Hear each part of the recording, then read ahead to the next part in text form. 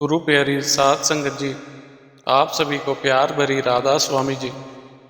गुरु प्यारी साध संगत जी, आज हम आपको जो साखी सुनाने जा रहे हैं कि हम सब जीव मालिक को नहीं मांगते, बल्कि मालिक से दुनिया की वह सारी चीज़ें मांगते रहते हैं। अगर हम मालिक से मालिक को मांगे तो हमारा जन्म सफल हो जाएगा और हमें सब कुछ मिल जाएगा, क्योंकि अगर दाता मिल गया तो दाते अपने आप आ जाएंगी। यही सुनिए इस साखी में। एक बार एक साधु था, वह जंगल में तपस्या करता था। वहीं एक गरीब लकड़हारा भी था। वह भी जंगल में हर रोज आता था, पेड़ों से लकड़ी काटता और उसे बाजार में बेचकर अपने घर का गुजारा करता था। ऐसे कई साल बीत गए। साधु उसको यह करते हुए रोज देखता रहता था। साधु ने सोचा, यह गरीब आदमी रोज आता है, लकड़ी काटता है और बाजार में बेचता है और अगले दिन फिर वापस आ जाता है। कितने साल हो गए इसे यह काम करते हुए, लेकिन इसके हालात आज तक नहीं सुधरे। उस साधु ने सोचा कि इसके लिए मुझे ही कुछ करना चाहिए। साधु ने एक दिन उस गरीब लकड़हारे को आवाज देकर रोक लिया और बोले, भाई तू थोड़ा आगे जा। वह बोला, बाबा आगे क्या है? तो साधु ने कहा, भाई आगे सुख है। उस लकड़हारे ने सोचा, साधु आदमी है, कई सालों से इस जंगल में बैठकर तपस्या कर रहा है, शायद यह सच कह रहा है, शायद आगे जाने पर मेरे को सुख मिल जाए। जब वह लकड़हारा एक दो मील आगे गया तो उसको बहुत अच्छी लकड़ी के पेड़ दिखाई दिए। उसने वहां से कुछ लकड़ी काटी और बाजार में जाकर बेच आया। उस दिन उसको पहले से थोड़े ज्यादा पैसे मिल गए। वह लकड़हारा बहुत खुश हो गया। उसने सोचा कि मैं तो पिछले 15-20 सालों से यहीं पर आता था, यहीं जंगल में आगे से लकड़ी काटता था और उसे बाजार में बेचकर आता था, जिससे मेरे परिवार का गुजारा चल जाता था। यह साधु भी मुझे कितने सालों से जंगल में आते हुए देख रहा है, लेकिन पहले तो इस साधु ने कभी मुझे आगे जाने के लिए नहीं कहा। कुछ दिन वह वहीं से लकड़ी काटकर बेचता रहा। कुछ दिनों के बाद वही साधु उस लकड़हारे को फिर मिला और बोला, भाई अभी तो तू वहीं पर ही है, मैंने तो सोचा तूने कुछ तरक्की कर ली होगी। साधु ने उसको कहा, भाई और आगे जा, और आगे जा। जब वह और आगे गया तो आगे उसको चंदन के पेड़ मिले। वह चंदन के पेड़ देखकर बहुत हैरान हुआ कि इतने सालों से मैं इस जंगल में आ रहा हूँ, लेकिन मेरी नज़र आज तक इन पेड़ों पर क्यों नहीं गई। फिर वह चंदन की लकड़ी काटता और उसे बाजार में बेच आता। अब उसको बहुत पैसे मिलने लगे, क्योंकि चंदन की लकड़ी बहुत महंगी होती है। वह लकड़हारा अमीर हो गया। उसकी हालात अब पहले से सुधर गई। अब उसने अपना एक घर भी बना लिया। पहले तो वह झोपड़ी में रहता था, अब वह अच्छे मकान में रहने लग गया। उसने लकड़ी की एक टाल भी खोल ली। उसने अपने टाल पर काम करने के लिए नौकर भी रख लिए। जब वह जंगल में लकड़ी काटने जाता था तो नौकर अपने साथ लेकर जाता था। अब वह लकड़ी खुद नहीं काटता था, उन लड़कों से कटवाता था। टाल पर रखकर चंदन की लकड़ी बेचता था।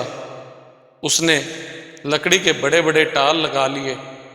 पहले वह लोगों के टाल पर जाकर लकड़ी बेचता था, अब लोग उसके टाल पर आकर लकड़ी बेचते थे। अब वह बहुत अमीर हो गया था। जो लोग पहले उसको पूछते भी नहीं थे, अब उसको सेठ कहकर बुलाने लगे थे। एक दिन वह साधु सेठ की दुकान के आगे से जा रहा था। उस सेठ ने उस साधु को बड़े प्यार से रोका और बोला, आओ संत जी, आओ, अपने शुभ चरण हमारी दुकान में डालो और उसे पवित्र कर दो। आपके शुभ वचनों के कारण ही तो मैं अमीर हुआ हूँ। पहले तो मेरी कोई औकात नहीं थी, मुझे कोई पूछता भी नहीं था, लेकिन अब सभी लोग मुझे सेठ जी कहते हैं। यह सब आपकी ही दया मेहर से हुआ है। मैं इतना बड़ा साहूकार बन गया हूँ। संत जी, आपने ही तो कहा था, और आगे जाओ। मैं आगे गया तो मुझे चंदन की लकड़ी के पेड़ मिल गए, जिसका भाव दूसरी लकड़ी से 100 गुना ज़्यादा है। उससे मैं करोड़पति बन गया हूँ। तब उस साधु ने बड़े प्यार से कहा, भाई, बाहर से तो तुम्हारे हालात बहुत बदल गए हैं, पर अंदर से तुम्हारे हालात बिल्कुल भी नहीं बदले। 20 साल पहले भी तुम्हारा वही हाल था, और 20 साल बाद अब तुम्हारे बच्चे बड़े हो गए हैं, तुम्हारे सभी दुख दूर हो गए हैं, फिर भी तुम बहुत उदास लग रहे हो। क्या बात है? तो वह आदमी उस साधु की बात सुनकर रो पड़ा। बाहर से तो हम सभी खुश नजर आते हैं, सुखी नजर आते हैं, लेकिन अंदर सबको कोई ना कोई दुख, चिंता लगी रहती है। साहूकार बोला, संत जी, मेरे पास पैसा तो बहुत है, पर मेरे बच्चे, मेरे घर में शांति नहीं है। मेरे बच्चे भी आपस में लड़ते रहते हैं। संत ने कहा, मैंने तो तुम्हारे को आगे जाने को कहा था। वह सेठ बोला, मैं आगे ही तो गया था। साधु ने कहा, और आगे? वह साहूकार बोला, आगे तो बहुत बड़ी खाई है, मैं खाई में कैसे जाता?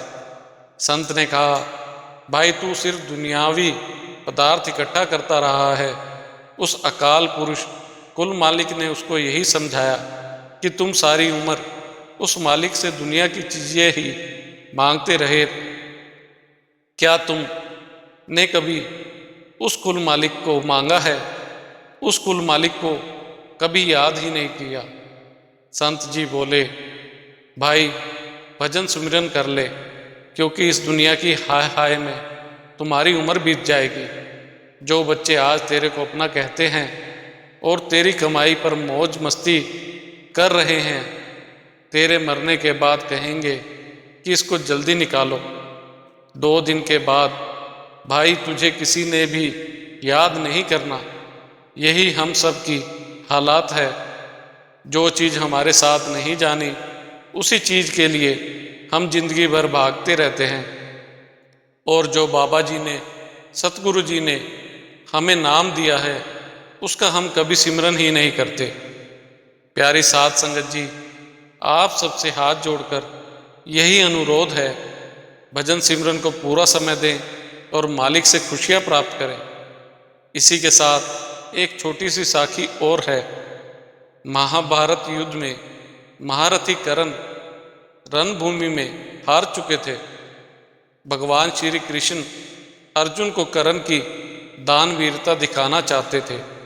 श्री कृष्ण अर्जुन को पीछे छोड़कर ब्राह्मण का वेश बनाकर कर्ण से स्वर्ण दान की प्रार्थना करने लगे। असहाय कर्ण के पास उस समय देने को कुछ भी नहीं था। वह अपने अंतिम समय में भी किसी ब्राह्मण को निराश नहीं लौटाना चाहते थे। घायल होते हुए भी कर्ण ने पत्थर उठाकर अपना सोने का दांत तोड़ा, उसमें से सोना निकाला, बाण चलाकर जल निकाला और उस सोने को धोकर ब्राह्मण को भेंट कर दिया। तब श्री कृष्ण अपने वास्तविक रूप में प्रकट होकर कर्ण को साधुवाद करने लग गए। कर्ण से वर मांगने को कहा। अर्जुन के सामने ही कर्ण बोले, 3 लोक के स्वामी मृत्यु के समय मेरे सम्मुख उपस्थित हैं, इससे बड़ा वर मैं और क्या मांगू? भगवान, अंतिम समय में आपके साक्षात दर्शन हो गए तो मुझे सब कुछ मिल गया। अब कोई इच्छा बाकी नहीं है। इसी के साथ इजाज़त चाहते हैं। मिलते हैं अगली साखी में। तब तक के लिए राधा स्वामी जी, अगर आपको हमारी आज की ये साखी अच्छी लगी हो तो कमेंट में राधा स्वामी जी अवश्य लिखें और चैनल को सब्सक्राइब करना ना भूलें जी। राधा स्वामी जी।